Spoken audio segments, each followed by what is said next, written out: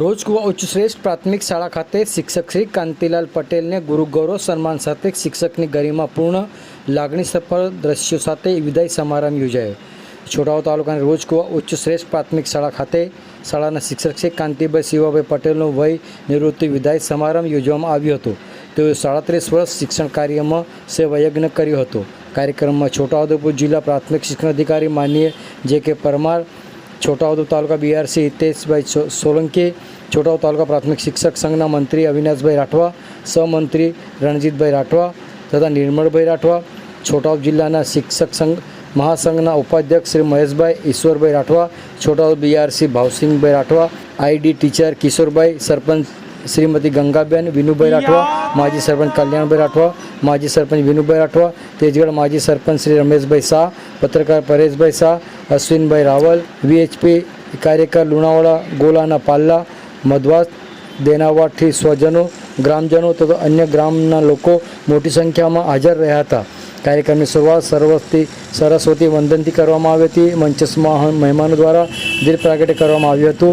શાળાની બાળો દ્વારા સ્વાગત ગીત આવો મહેમાન જરા આવી જજો હો રજૂ કરવામાં આવ્યું હતું. વિદાય સમારંભમાં હાજર રહેલ તમામ મહેમાનો પુષ્પગુચ્છ શાલ અર્પણ કરીને સ્વાગત કરવામાં આવ્યું હતું. શરૂઆતમાં પ્રાસંગિક પ્રવચન કરી વય નિવૃત્તિ લેનાર શિક્ષક શ્રી કાંતિભાઈ પટેલને શાળા પરિવાર દ્વારા શ્રીફળ, મોમેન્ટો, શાલ, ગુરુ ગૌરવ સન્માનપત્ર, શિલ્ડ ગિફ્ટ આપીને સન્માનિત કરવામાં આવ્યા હતા. જિલ્લા પ્રાથમિક શિક્ષણ અધિકારી જે.કે. પરમાર દ્વારા ચાલો ડાળીને સન્માન કરવામાં આવ્યો હતો. તાલુકા પ્રાથમિક શિક્ષક સંઘ દ્વારા શાલ, પ્રમાણપત્ર અર્પણ કરીને સન્માન કરવામાં આવ્યા હતા. છોટા શિક્ષક મહાસંઘ દ્વારા 4 પ્રમાણપત્ર અર્પણ કરીને સન્માનિત કરવામાં આવ્યા હતા. શિક્ષણ સરાપી મંડળી છોટાઉદેપુર તરફથી પ્રમાણપત્ર, શાલ અર્પણ કરીને સન્માનિત કરવામાં આવ્યા હતા.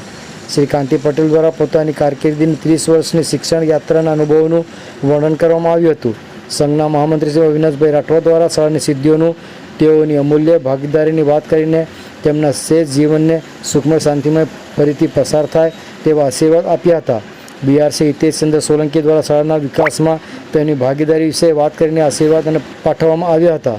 નાતાભાઈ પટેલ દ્વારા તેમના જીવન વિશે વર્ણન કરવામાં આવ્યું હતું.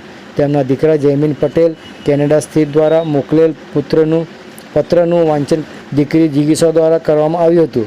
જિલ્લા પ્રાથમિક શિક્ષણ અધિકારી જે.કે. પરમાર દ્વારા છોટાઉદેપુર જિલ્લા શાળાની ગૌરવપૂર્ણ સિદ્ધિઓની નોંધને વર્ણન કરી અભિનંદન પાઠવીને આશીર્વાદ આપવામાં આવ્યો હતો.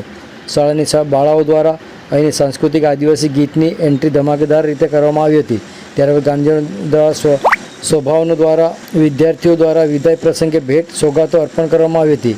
તેઓ શ્રી દ્વારા શાળાને માઇક સેટ, સ્પીકર, આઉજા કંપનીનું ભેટ આપવામાં આવ્યું હતું. તેમની શાળામાં 30 વર્ષની લાંબી કારકિર્દી દરમિયાન તેમણે અનેક વિદ્યાર્થીઓને માર્ગદર્શન બનીને જીવનનો પ્રકાશ પાથરવામાં ઉત્તમ કાર્ય કર્યું હતું. તેમની સિદ્ધિઓને ગામ લોકો ક્યારેય ભૂલશે નહીં. શાળાના શિક્ષક જગદીશકુમાર મકવાણા દ્વારા તેમના જીવન વિશે અને તેમના શિક્ષણ કાર્ય શૈલીની વિદાયની વસમી વેળાએ લાગણીસભર વર્ણન કરતા ગ્રામજનોની આંખોમાં આંસુ આવી ગયા હતા.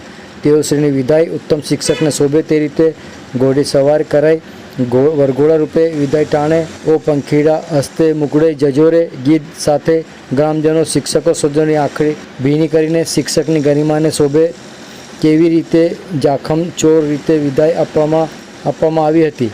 આખું ગામ વસમે વિદાય દુઃખની લાગણી સાથે સૌના હૈયા બીકે ચડ્યા હતા. અંતમાં તમામ ગ્રામજનોને મહેમાનોની પ્રતિ ભોજન કાર્યક્રમ પૂર્ણ કરવામાં આવ્યો હતો.